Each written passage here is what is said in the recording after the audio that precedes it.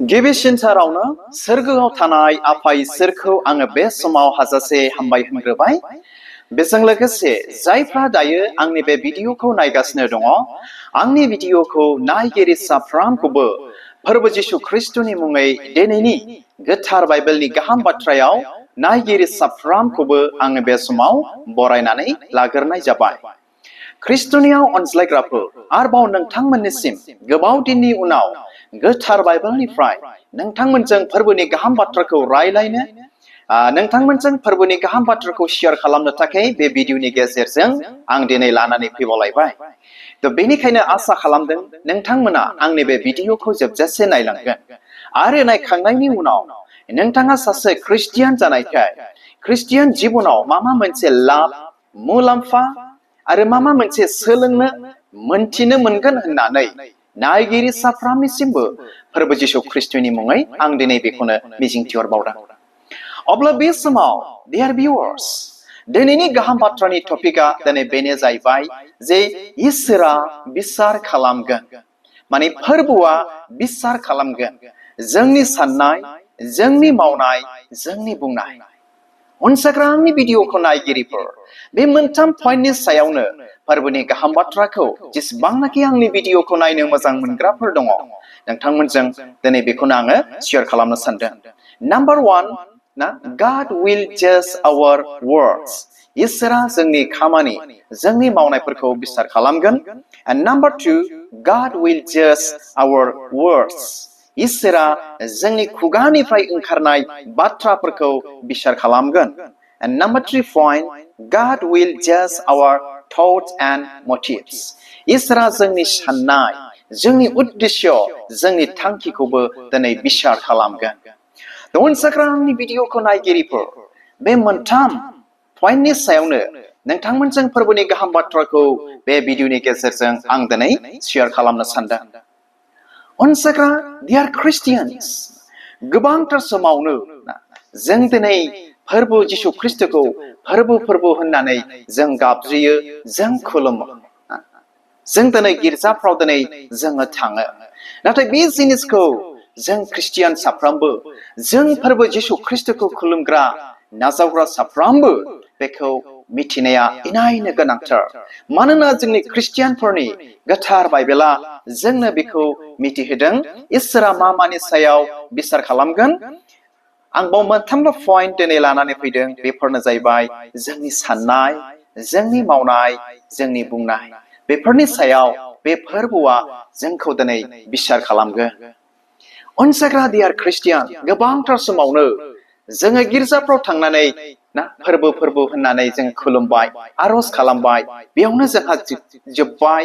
बा बेनो जोंनो थोजासे जाबाय होननानै जोङो सानो। गोबांथार समावनो जोंहा दिनै ख्रिस्टियान जाबाय, बेनो थोबाय, बेनो जाबाय होननानैबो जों दिनै साननानै लायो। नाथाय अनसायग्रा डियार ख्रिस्टियान्स, फोरबोनि गोथार बाइबेलनि गाहाम बाथ्राया जों ख्रिस्टियान साफ्रोमखौ दिनै बेखौनो मिथिहोदों। इसोरा दिनै जोंखौ, जों फोरबो होनग्रा साफ्रोमखौबो बे इसोरा दिनै हिसाब लागोन आरो बिसार खालामगोन। बेनिखायनो फै जों बेखौ मिथिनानै एसे गोथौयै जोङो सोलोंज्लायनि बे भिडिअनि गेजेरजों। आरो जायफ्रा दायो आंनि बे भिडिअखौ नायगासिनो दङ, नोंथांमोनाबो जोबजासे नायलांगोन होननानै आं बे समाव मिजिंथिहरदों। अनसायग्राफोर, आं गले गले मिथिहोयो, बाइबेला जोंनो मिथिहोयो जे इसोरा गासैखौबो बिसार खालामगोन। डियार भिउवार्स,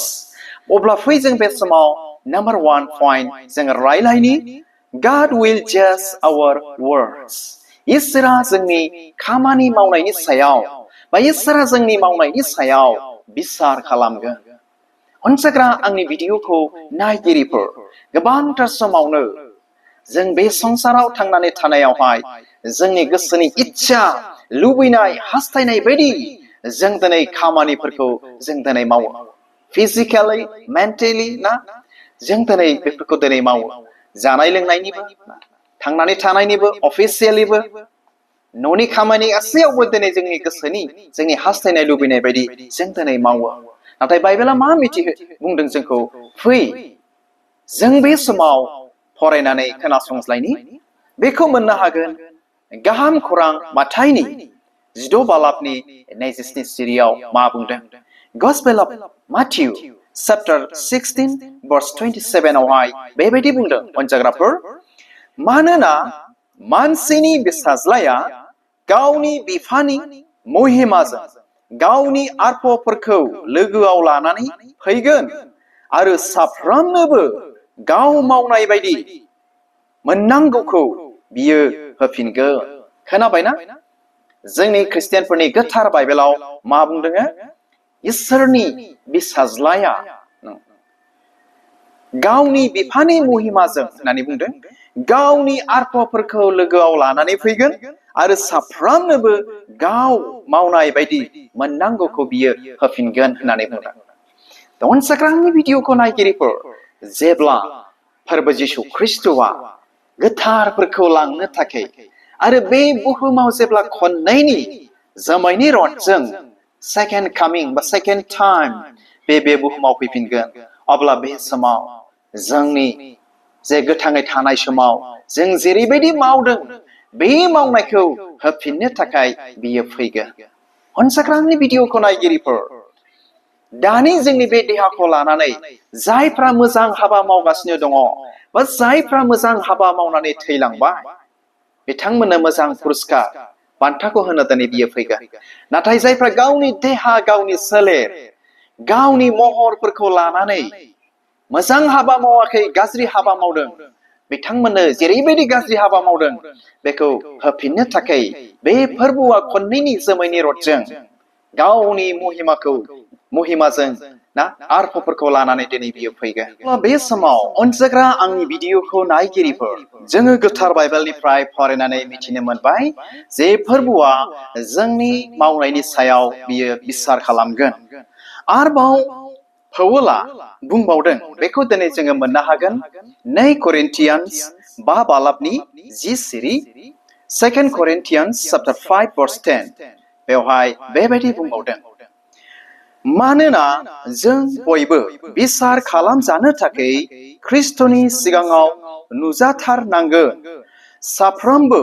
बे देहायाव थानाय समाव जाया जेरै मावदों मोजां एबा गाज्रियानो जाथों गाव गावनि मावनाय बादि बयबो बान्थाखौ मोनगोन खोनाबायना अनजाग्रा आंनि भिडिअखौ नायगिरिफोर पाउलाबो दिनै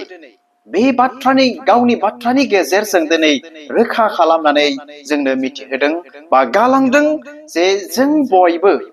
जोंनि देहा मोदोम जिउ सोलेरखौ लानानै जों जेरैबायदि हाबा मावदों बे मावनायनि बान्थाखौ जों दिनै मोनफिनथारगोन अनसाग्रा आंनि भिडिअखौ नायगिरिफोर अर्थात फोरबो जिसु ख्रिस्ट'आ जोंनि मोनफ्रोमबो खामानिखौ बियो जोंनि मावनायनि बान्थाखौ बियो होफिनथारगोन बेनिखायनो अनसाग्रा आंनि भिडिअखौ नायगिरिफोर दिनैनि बे मुगायाव गोबांथार जोंनि ख्रिस्टियान बिदा फंबाय बिमा बिफा सेंग्रा सिख्लाफोर दिनै दङ देहाखौ लानानै गावनि मान सन्मानखौ लानानै सोरबाबा गावनि समायनाय गावनि महर मुस्रिखौ लानानै सोरबाबा गावनि बोलो गावनि सोलो गावनि नलेज गावनि टेलेन्टखौ लानानै गाज्रियाव बाहायदोंब्ला ना रं इउज खालामदोंब्ला बेखौ मिथिनाया दिनै गाहाम मानोना बाइबेलनि बाथ्रा दिनै जोंनो मिथिहोबाय मानोना इसोरा जोंनि मावनायनि बान्थाखौ बियो दिनै होफिनथारगोन आरो होथारगोन जोङो आं लाया होनब्लाबो जोङो गनाय नंथ्रा बेनिखायनो अनजाग्रा आंनि भिडिअखौ नायगिरिफोर सोरबा गावनि गासैखौ लानानै गावखौनो जुदि गोरोन्थियाव बाहायदोंब्ला गावखौनो जुदि रं इउज खालामदोंब्ला गाज्रि हाबा मावदोंब्ला बेनिफ्राय जोंहा गोजानाव थानायनि समा नै दानो दिनैनो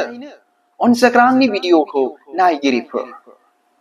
आरो बै समनि फोरबोनि जे बान्थाखौ होगोन जों जेरैबायदि मावदों बे बान्थाफ्रा इनायनो दिनै गिथाव बाथाव दिनै जागोन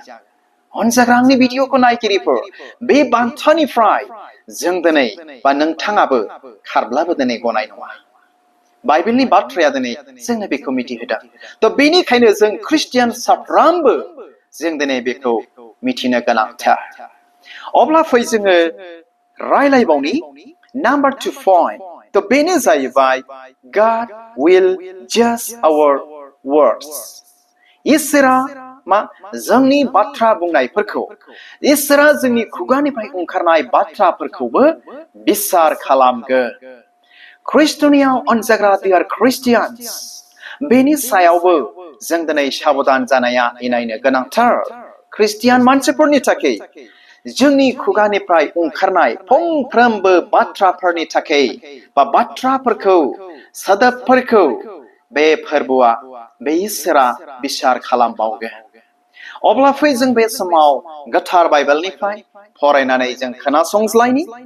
थ बेखौ मोननो हागोन गाहाम खौरां माथाइनि 12 बालाबनि 36 सिरि Gospel of Matthew chapter 12 verse 36 बेवहाय जिसुआ बेबायदि वार्न खालामदों दिनै जोंखौहाय मा होननानै बुंदों नाथाय आङो नोंसोरनो रायथियो साफ्रोमबो मानसिया साबधानै बुङै गावनि फंफ्रोमबो बाथ्रानि थाखाय बिसारनि सानाव हिसाब होनांगोन खोनाबायना ख्रिस्टनियाव अनजाग्रा आंनि भिडिअखौ नायगिरिफोर मा होननानै बुंदों फोरबोआ दिनै बेखौनो होनबाय नाथाय आङो दिनै बेखौनो रायथियो साफ्रोमबो मानसिया that means जों बयबो जायफ्रा बुहुमाव जोनोम लाबाय जोनोम मोनबाय जों बयबो सुबुं हारिफ्रा जायफ्रा मोजां रोखोम बाथ्रा बुङाखै जायफ्रा साबधानै बुङाखै जायफ्रा गोसोबायदि ना बाथ्राफोर बाहायदों बुंदों सोरबाबा बायदि रोखोम घटना समस्या इरि मामा मामिखौ लानानै ना बायदि रोखोम माने गाज्रि खोथा बाथ्राफोर जायफ्रा दिनै बाहायदों बै साबधानै बुङै बाथ्रा फंफ्रोमखौबो बे इसोरा दिनै बिसार खालामगोन होननानै बुंबावबाय थ बेनिखायनो अनजाग्राफोर बे बाइबेल सिरिनि गेजेरजों आंनि भिडिअखौ जेसेबांनाखि दायो नायगासिनो दङ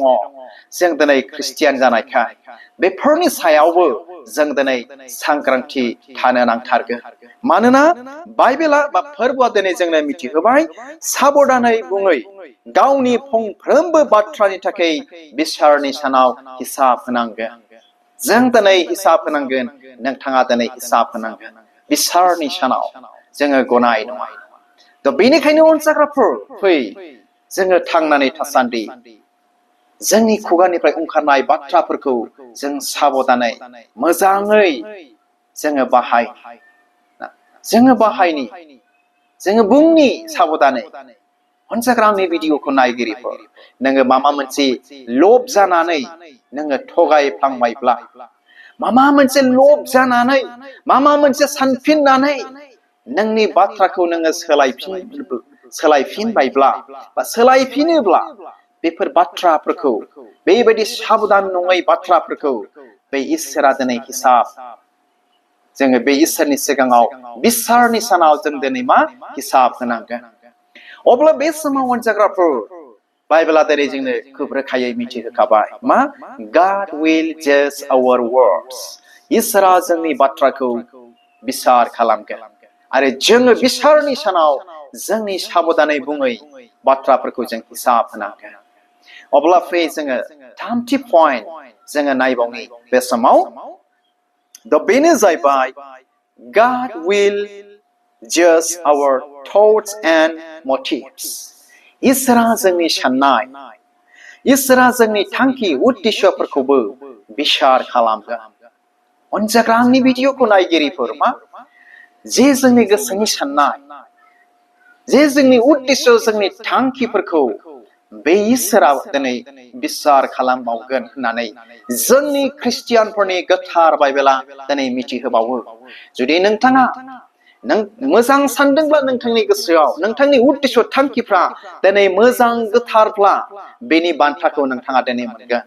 जुदि नोंथाङा गावखौनो देरगानानै गावनि देहा सोलेर मान सन्मान समायनाय रमायनायखौ लानानै गाज्रियाव सानदोंब्ला गाज्रियाव बाहायदोंब्ला बे गाज्रि साननाय गाज्रि उद्देश्य गाज्रि थांखिनि थाखाय नोंथाङा बेनि बान्थाखौ मोननो गोनां जागोन आरो बे बान्थाया माब्लाबाबो मोजां जाथारनाय नङा आरो जों दिनै बयबो रावबो गाज्रि बान्थाखौ जों दिनै रावनिफ्रायबो जों दिनै लुबैया जों दिनै बयबो लुबैयो मोजां बान्था मोजां बेनिफिट मोजां मुलाम्फाखौ अब्ला अनजाग्राफोर मोजां बान्था मोजां मुलाम्फाखौ मोननांगौब्ला जोंनो मोजां मावग्रोनांगोन जोंनो मोजां सानग्रोनांगोन जोंनो मोजां जाग्रोनांगोन अब्लासो जों दिनै मोजांखौ दिनै जों मोननो हागोन मिथिबायना मोजां बान्थाखौ अब्लासो जों दिनै मोननो हागोन थ' बेनिखायनो अनजाग्राफोर बुंबावदों इसोरा जोंनि साननाय जोंनि थांखिफोरखौ बिसार खालामगोन अब्ला जोङो बाइबेलनिफ्राय फरायनानै नायनि बेखौ मोननो हागोन उपदेशगिरि 12 बालाबनि 14 सिरि एक्लेसियास्टिस चैप्टार 12 verse 14 बेयाव बेबायदि बुंबावदों मानसिया मोजां एबा गाज्रि जेखौखि मावा मानो स्रोदै मावब्लाबो इसोरा जोंनि गासै मावनायफोरखौ बिसार खालामगोन खोनाबायना मानसिया मोजां एबा गाज्रि जेखौखि मावा मानो स्रोदै मावब्लाबो इसोरा जोंनि गासै मावनायफोरखौ बिसार खालामगोन मोजां मावब्लाबो मोजांनि बिसार गाज्रि मावब्लाबो आरो स्रोदै मावब्लाबो बेनि बिसार इसोरा खालामगोन आरो जों मावनायनि बान्थाखौ दिनै बे इसोरा होफिनथारगोन थ' बेनिखायनो अनजाग्राफोर बाइबेलनि बाथ्राया दिनै जोंनो गिथाव बाथाव बाथ्राफोरखौ साबधान होखाबाय जेन' जोङो मोजां जायो आरो जेन' जों साबधान जायो आरो जोबनाय सिरिखौ जोङो फरायनानै खोनासंबावनि थ' बेखौ मोननो हागोन रमनि 2 बालाबनि 10 सिरि रमान चैप्टार 2 verse 16 बेयाव बेबायदि बुंबावदों जोंनि ख्रिस्टियानफोरनि गोथार बाइबेला बेनिखाय बे सानाव आं खोथाबायनाय गाहाम रादाबनि बाथ्रा बादि इसोरा जिसु ख्रिस्टनो गासै मानसिफोरनि गोसोआव सानखोमानायफोरखौ बिसार खालामगोन खोनाबायना जों मानसि जाथिफोरनि गोसो सिङाव सानखोमानायफोरखौबो सिरि सिरि सानखोमानाय बे गासैखौबो बे इसोरा दिनै मा बिसार खालामगोन होननानै बाइबेलनि बाथ्राया दिनै जोंनो मिथिहोबाय थ' बेनिखायनो अनजाग्रा आंनि भिडिअखौ नायगिरिफोर बाइबेलनि बाथ्राया बेबायदि बुंबावदों बाइबेलाव नोङो नोंनि साननायाव साबधान जादो मानोना नोंनि साननायजोंनो नों दिनै बासाय जागोन होननानै जोंनि ख्रिस्टियानफोरनि बाइबेला दिनै जोंनो मिथिहोबावो थ' बेनिखायनो अनजाग्रा आंनि भिडिअखौ नायगिरिफोर आरो जायफ्रा दायो नायगासिनो दङ जेसेबांनाखि जोंनि ख्रिस्टियान बिदा फंबाय सेंग्रा सिख्लाफोर बिमा बिफाफोर बिब' बिनानाव जेसेबांनाखि फोरबो जिसु ख्रिस्टखौ नाजावबाय खुलुमबाय जोङो साबधान जादिनि जों मोजां हाबा मावदिनि मोजां सानदिनि मोजां थांखि लादिनि मोजां बाथ्रा दिनै जोङो बुंदिनि नङाब्ला इसोरा बिसार खालामगोन आरो बिसारनि सानाव जों इसोरनाव जों दिनै हिसाब होनांगोन थ' आसा खालामो नोंथांमोना बे भिडिअनि गेजेरजों दिनैनि गोथार बाइबेलनि गाहाम बाथ्रानि गेजेरजों खोब गाहामथारैनो मिथिबाय बुजिबाय होननानै नायगिरि साफ्रोमनिसिमबो फोरबो जिसु ख्रिस्टनि मुङै मिजिंथिहरनानै दिनैनि गोथार बाइबेलनि गाहाम बाथ्राखौ आङो बेयावनो दोनबाय थ' हामबायसै इसोरा नायगिरि साफ्रोमखौ बोर होथोंसै गोजोन्थों खुलुमबाय